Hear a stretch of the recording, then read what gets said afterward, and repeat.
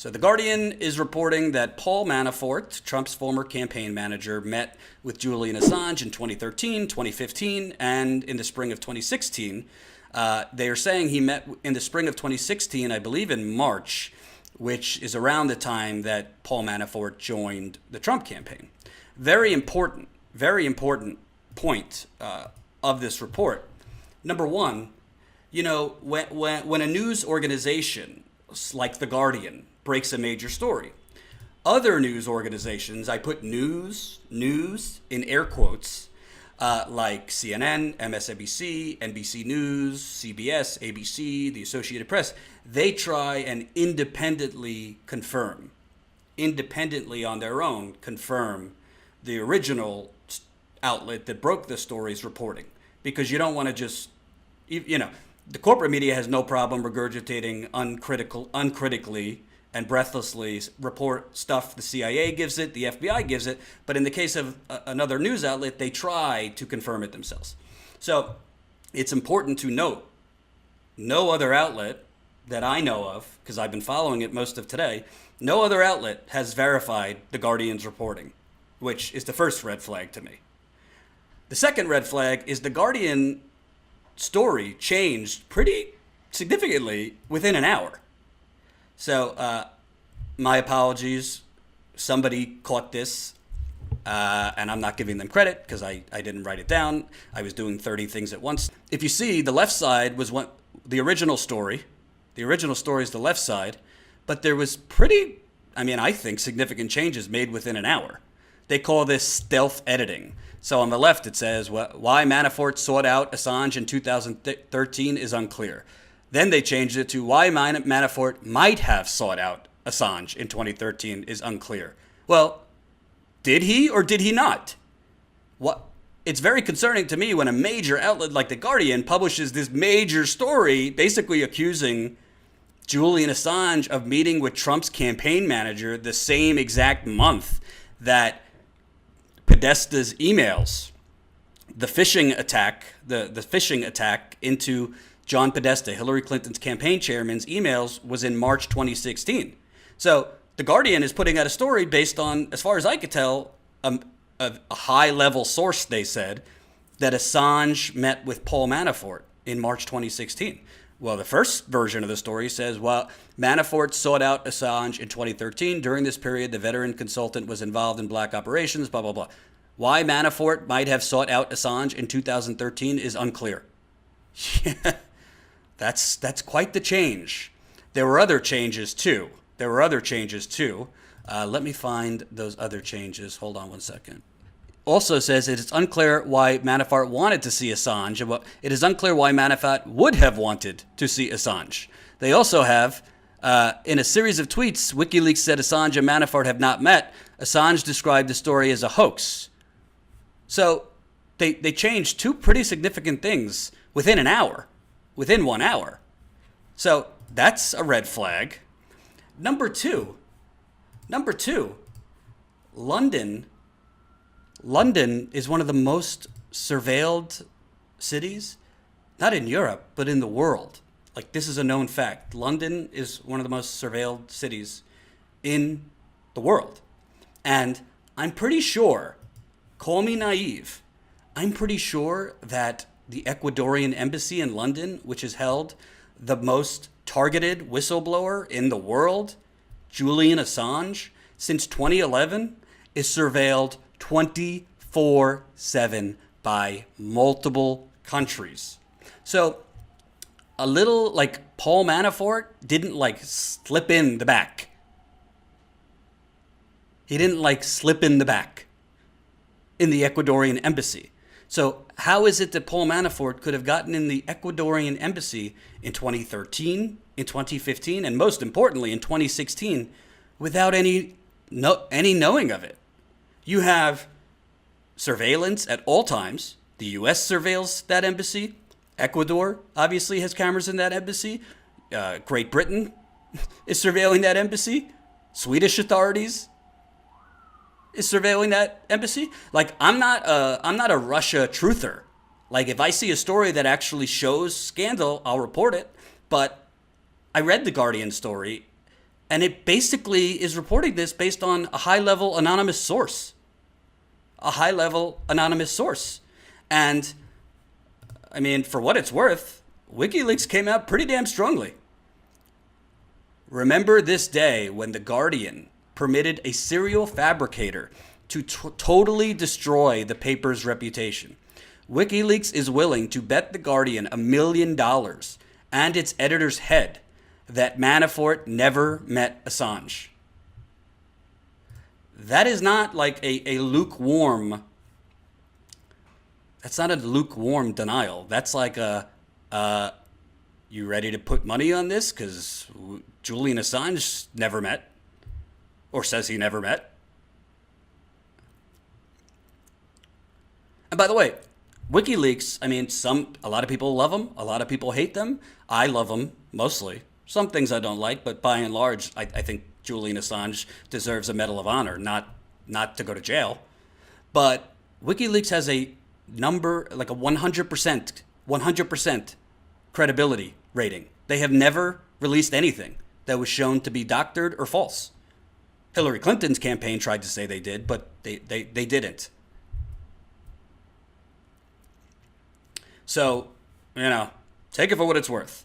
Paul Manafort also has denied this. So he says, this story is totally false and deliberately libelous. I have never met with Julian Assange or anyone connected to him. I have never been contacted by anyone connected to WikiLeaks, either directly or indirectly, he said. And here's the rest of that statement one more time. I have never reached out to Assange or WikiLeaks on any matter. We are considering all legal options against The Guardian, who proceeded with this story, even after being notified by my representatives that it was false. So again, Paul Manafort, this story is totally false and deliberately libelous. I have never met Julian Assange or anyone connected to him. I have never been contacted by anyone connected to WikiLeaks, either directly or indirectly. I have never reached out to Assange or WikiLeaks on any matter. We are considering all legal options against The Guardian, who proceeded with this story, even after being notified by my representatives that it was false. So I showed you Paul Manafort's denial, not because it matters, but it's part of the story. He's denying it. So I don't really care about Paul Manafort's denial. Honestly, Paul Manafort is going to jail for a very long time. He's a habitual liar. He's a habitual con man. So it's not like, oh, Paul Manafort denies it, so let's believe it. So that doesn't matter to me. What does matter to me is, number one, just common sense. How would Paul Manafort, especially in 2016, get into the Ecuadorian embassy without being flagged? How? It just makes no sense. And if he did, it would be pretty easy, you would think, for other news organizations other than The Guardian to verify it. If you didn't follow the beginning of my report, no other news organization has been able to independently confirm on their own what The Guardian is reporting. Not one. And I like The Guardian for the most part. I think they've become a little more establishment over the years, but for the most part, they do some good work. They've done some great work on climate change. They've also done some good work on Flint. Of course, it takes a news outlet outside of America to do good work on Flint. But on this story, I mean, they're basically making this huge bombshell allegation based on what a source is telling them. Unless there's more information and more proof, they didn't show any footage of it. They didn't show any footage of Paul Manafort with Julian Assange. And WikiLeaks is very, very strongly denying it, to the point where if it came out that it was true, WikiLeaks would lose all credibility. I mean, look at this denial from WikiLeaks. WikiLeaks would literally have they might even lose followers. Remember this day when The Guardian permitted a serial fabricator to totally destroy the paper's reputation. WikiLeaks is willing to bet The Guardian $1 million and its editor's head that Manafort never met Assange. I mean, that's not an outlet. Like, you're taking a big risk if he in fact did meet with Manafort and it comes out that they did. And you would have to assume that WikiLeaks and Julian Assange know, let's say that Assange did meet with Paul Manafort. You would have to know. You would have to think that WikiLeaks knows that Robert Mueller has that information. So I got to tell you, I don't buy it. I don't buy it. Not because Paul Manafort's denying it, but this WikiLeaks denial, mixed with the fact that there is no other news outlet that has been able to independently confirm this. I think Glenn Greenwald said it well. I'll read it. I'm not going to read the whole thing, but some of it. While certain MSNBC and CNN personalities instantly and mindlessly treated this story as true and shocking, they're still doing that a couple hours later, other more sober and journalistic voices urge caution and skepticism. The story, wrote WikiLeaks critic Jeet Heer of the New Republic, is based on anonymous sources, some of whom are connected with Ecuadorian intelligence. The logs of the embassy show no such meetings. The information about the most newsworthy meeting in the spring of 2016 is vaguely worded, suggesting a lack of certitude. There are many more reasons that the very valid ones cited by Heer to treat this story with great skepticism, which I will outline in a moment. Of course, it is possible that Manafort visited Assange, either on the dates The Guardian claims or at other times, but since The Guardian presents literally no evidence for the reader to evaluate, relying instead on a combination of an anonymous source and a secret and bizarrely vague intelligence document it claims it reviewed, but does not publish. So, that would be like me saying, hey, I have video of Governor Rick Snyder in Flint residents' homes while his environmental agency is illegally flushing their water before testing for lead. I have video showing that Governor Rick Snyder is an accomplice to illegal testing in Flint. And then being like, but I can't show you the video. As Glenn said, no rational person would assume this story to be true. But the main point is this one. London itself is one of the world's most surveilled, as I pointed out, if not the most surveilled cities. And the Ecuadorian embassy in that city, for obvious reasons, is one of the most scrutinized, surveilled, monitored, and filmed locations on the planet. In 2015, Wired reported that the UK is one of the most surveilled nations in the world. An estimated 5.9 million CCTV cameras keep watch over our every move. And that, by one estimate, people in urban areas of the UK are likely to be captured by almost 30 surveillance camera systems every day. The World Atlas proclaimed that London is the most spied on city in the world, and that on average, a Londoner is captured on camera about 300 times daily. And here I was thinking of going to London for tea. Greenwald continues, in 2015, the BBC reported that Scotland Yard had spent about 10 million euros providing a 24-hour guard at the Ecuadorian embassy in London since WikiLeaks founder Julian Assange claimed asylum there. And that, quote, between June 2012 and October 2014, direct policing costs were 7.3 million euro and with 1.8 million spent on overtime. So this leads to one indisputable fact. If Paul Manafort, or for that matter Roger Stone, visited Assange at the embassy, there would be ample amounts of video and other photographic proof demonstrating that this happened. The Guardian provides none of that.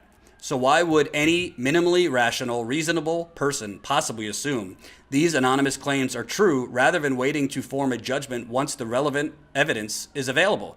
As President Obama's former national security aide and current podcast host Tommy Vitor put it, if these meetings happen, British intelligence would almost certainly have video of him entering and exiting, adding seems dubious.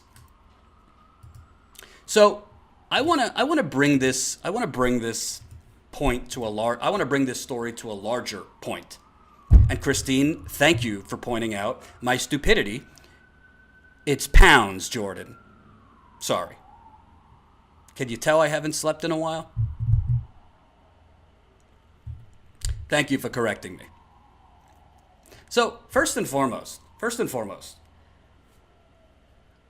how is it that the Guardian's editor-in-chief, because usually there's somebody at the top of these outlets deciding things, and I've dealt with editors-in-chiefs in my career, how is it that an editor-in-chief is making this claim with nothing other than an anonymous source I don't care who the source is. It could be a very high-level source. Hey, maybe it's British intelligence. Maybe it's British intelligence. Maybe it's Ecuadorian intelligence. But anonymous sources are only good if you actually have documentation or any facts to back up that sourcing that you then show the audience. I read the story. It doesn't have any of that. And why that's so important is, honestly, if Paul Manafort met with Julian Assange in the Ecuadorian embassy around the same time, spring of 2016, that Paul Manafort joined the Trump campaign, and around the same time that John Podesta's emails were stolen. He was a victim of a spear phishing attack where your emails, you get a fake email, change your password or whatever, which is really, that's supposedly what happened. That would be a major, like, game-changing thing. I mean, I think the Russia story has been overblown, but I'm not going to, like, close my eyes if something develops.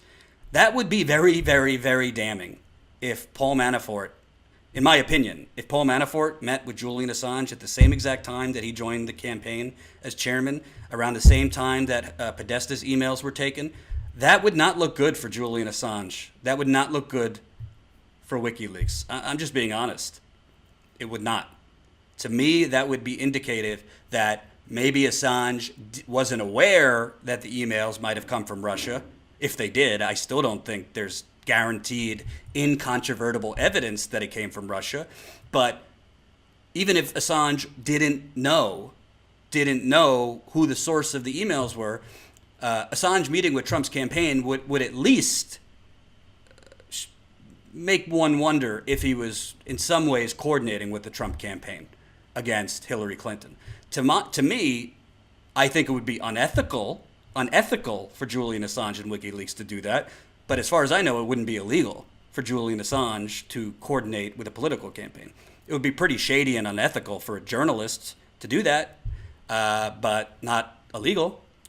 GTA IV Man says, $5 in the super chat. Thank you for exposing this, Jordan. Can't believe how fast this is spreading without solid evidence. Just shows how bad the media is. All of this bullshit, all of this Russia stuff, that's literally what Russiagate is. That is literally what Russiagate is. It's like a terrible game of fake journalist telephone, where I have an anonymous source who tells me X, and all of a sudden X becomes Y, Z, and then the alphabet starts again. So to me, if it's true, that would be a major game changer. That's why it's such a big story and allegation to make. And it's a very reckless allegation to make on the part of The Guardian if you don't have proof. And, I mean, here's the story. Read it yourself and tell me if I'm missing something. But I read it. I don't see much proof. Another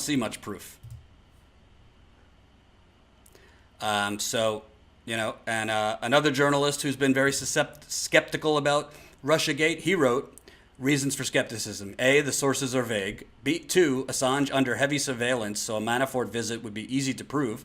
3, WikiLeaks denies it.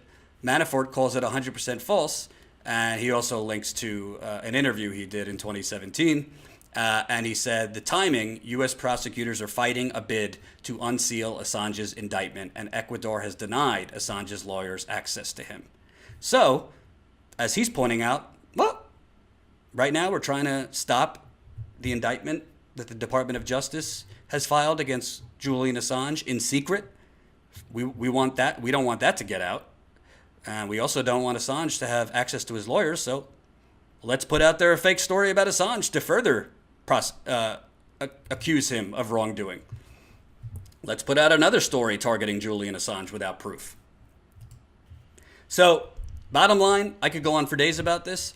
I think 60 to 75% of the reporting I've seen on Russiagate is unverified speculation.